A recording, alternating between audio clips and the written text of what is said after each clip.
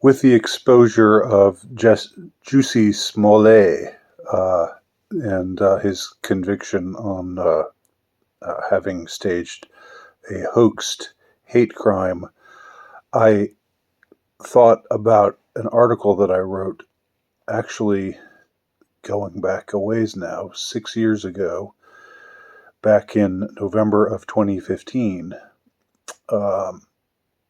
The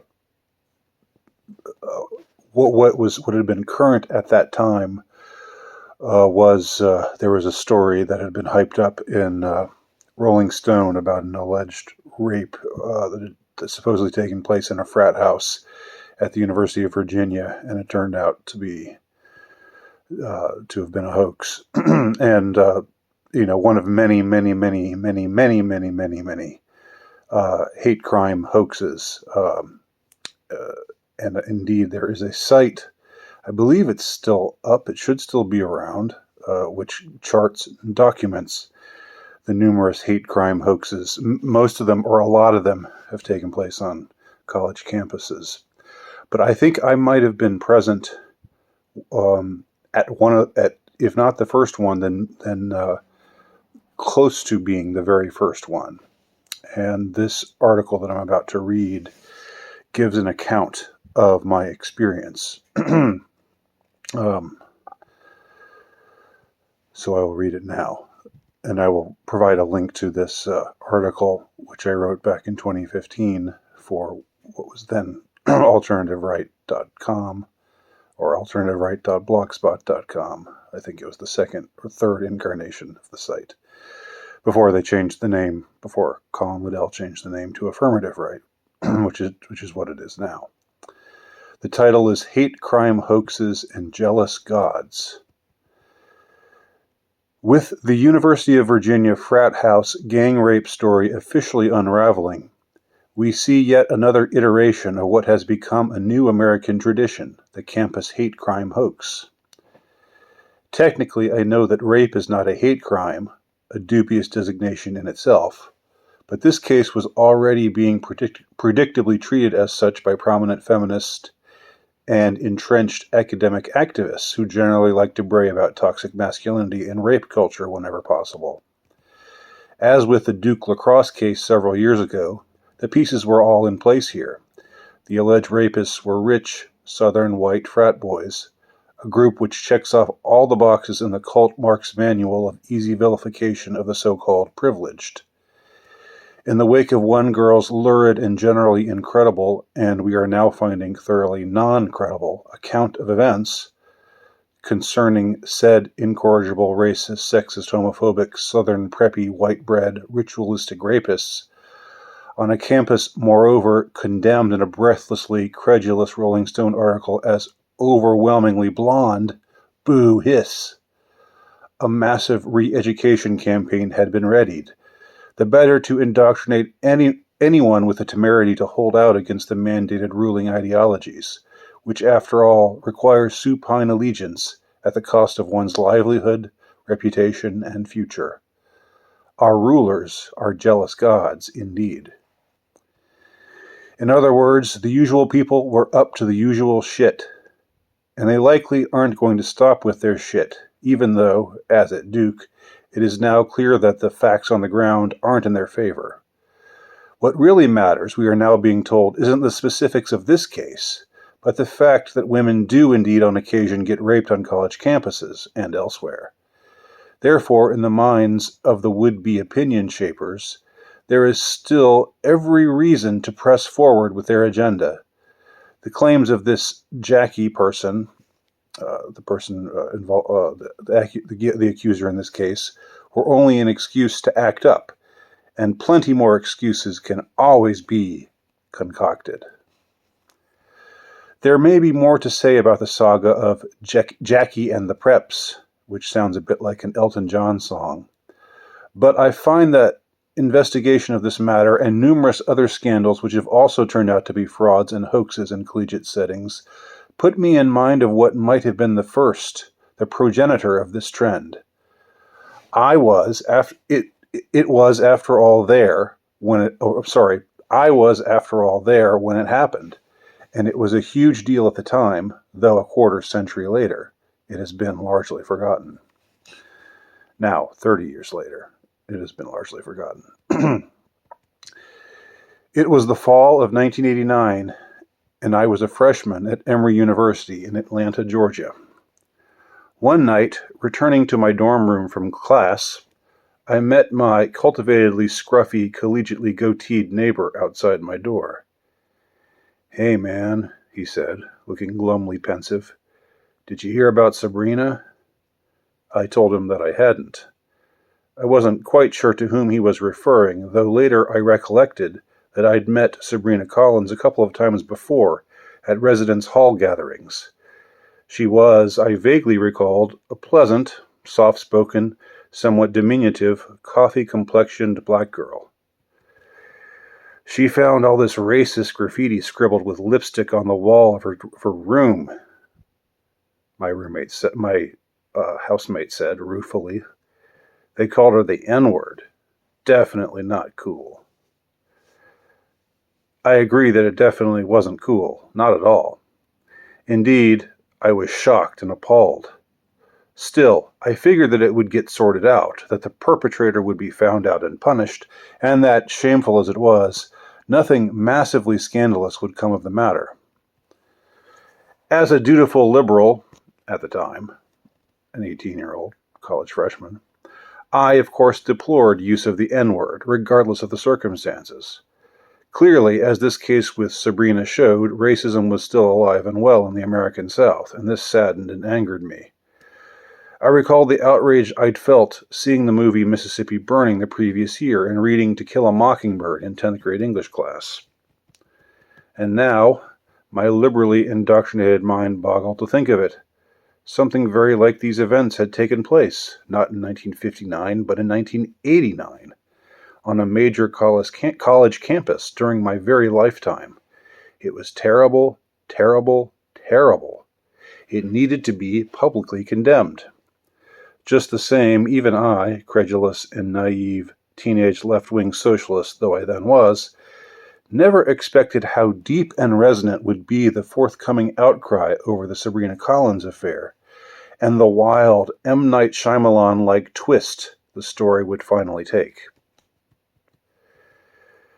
There was no possibility of an incident, quote, going viral back then, as the internet didn't yet exist. Still, Emory students marveled at the story of poor Miss Collins and her racist, vandalizing harasser. Went from being a local news story to a national sensation to an international phenomenon. When I saw that Sabrina had become a fixture on CNN, I recall being overtaken by puzzlement. Yes, it was really bad, but wasn't this just a bit of, dared I say it even to myself, well, overkill?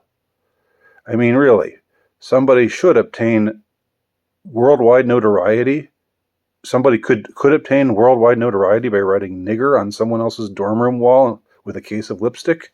Sure, it was awful, but, dared I admit it, were there not a great many worse things going on?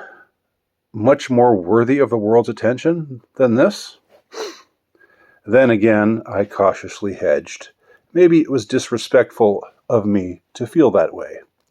Perhaps, as the t-shirts many people were wearing at the time had announced, this was a black thing, and I just didn't understand. In time, the story took another abrupt left turn. The Georgia Bureau of Investigation had looked into the matter, and they revealed to the press that they believed that Sabrina had written the incriminating graffiti herself. Responses to this solemn announcement proved to be mixed. Some suddenly admitted that they had felt such a scenario to be credible. Others, however, only doubled down on their outrage against what they felt was surely another clear-cut sign of institutionalized prejudice. Looking for guidance, I remember asking a friend what he thought. "Ah, the GBI are a bunch of racists. I don't believe them," he declared flatly. He sounded so confident about the matter that I felt sure he must have had a point, although looking back now, he clearly knew nothing. A few days later, Sabrina gave an interview to the Atlanta Journal-Constitution in which she vehemently maintained that she hadn't perpetrated any hoax. Yet, the more information that came out, the more it became apparent that the scandal had been self-inflicted, both in an examination of the weight of the evidence and with regard to motive. Apparently, the furtive dye nigger lipstick dorm room wall scrawlings had been Sabrina's attempt to draw attention away from an honors code investigation concerning an incident where she had allegedly cheated on a chemistry exam. As the accumulating evidence came to be known, Sabrina grew increasingly isolated. Soon few, if any, actually believed her account of victimization. Yet she was never charged with any crime, and even Sabrina's accusers generally took an indulgent view of her, seeing her as a psychologically scarred person who needed help, not as a manipulative, scheming liar who had purposely perpetrated a massive hoax for utterly self-serving reasons. And those who had defended her at first began to take a different tack. Even if her story wasn't true, it was still true in a more profound sense, since it helped draw attention to the pressures faced by black college students, or something like that. As this New York Times story from June 1990 reveals, the NAACP was unwilling to give up on something that made for good propaganda for their cause, though it had no bearing in reality. And the quote from the article in question reads as follows. Otis Smith, president of the Atlanta chapter of the National Association for the Advancement of Colored People, who earlier assailed Emory, said the new findings were largely irrelevant. It doesn't matter to me whether she did it or not, he said, because of all the pressure these black students are under at these predominantly white schools. If this will highlight it, if it will bring it to the attention of the public, I have no problem with that. And a 2009 piece released by Emory University actually exults in the fact that Sabrina helped to raise awareness of racism, or something. From that article in 2009 on the Emory University site. Quote, a statewide investigation deemed the alleged hate crime a hoax a few months later, but its impact on the Emory community was anything but inauthentic. In the wake of that incident, students banded together to raise cultural awareness on campus. Sabrina left Emory after 1990 and seems to have kept a low profile since then. But though details of the scam she ran have been dropped down the Orwellian memory hole, her efforts, we can see, have been anything but ineffective. Indeed, they have spawned a continual wave of copycats, students who fabricate scandals, designed to trigger the left-liberal ideological elites who own the American Academy and who are hard at work remaking the West to suit their extensive social engineering goals. To the fact the hoaxers are, well, liars, ends up mattering little to those who attempt to exploit their lying shenanigans. If Sabrina made it up in 1989, and it doesn't matter, and if Jackie, the accuser in the Rolling Stone article from 2015, if Jackie has fabricated her gang rape in 2013, this is surely beside the point, some people maintain. But what then is the point to them? Clearly it is this. We, i.e. the defiantly unenlightened, must bow the knee to our ideological overlords, i.e. the truly privileged ones, merely because our overlords and their ambitious lackeys want us to do so. They are powerful and we are not. Still, our refusal to conform greatly vexes them. They are jealous gods, after all. And if the truth cannot be corralled to coerce and intimidate us into wrecking their rod, then lies will surely suffice. Shut up, they reason, and dare us not to comply.